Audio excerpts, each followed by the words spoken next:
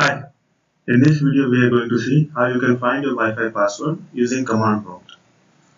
The first step would be of course to go to start menu and open command prompt. But make sure you right click and run as administrator.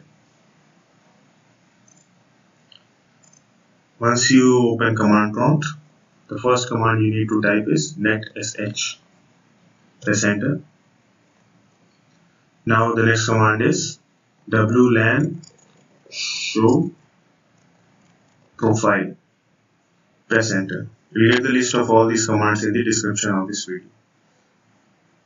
Now here after that I have typed this command, I can see all the list of Wi-Fi networks that this computer is connected to. Suppose I need to find the password of this network, my home 5G.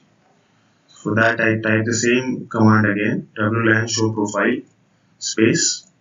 I copy this and paste it and put it under quotes, double quotes.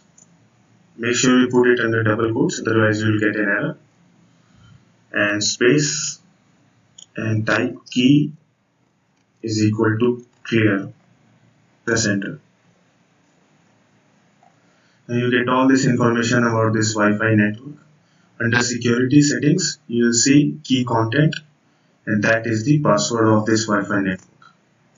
In this way, similar to this, using this command, you can find all the Wi-Fi network's password that you have connected to. That's all in this video. Found it useful? Please hit the like button and follow for more such videos. Thank you.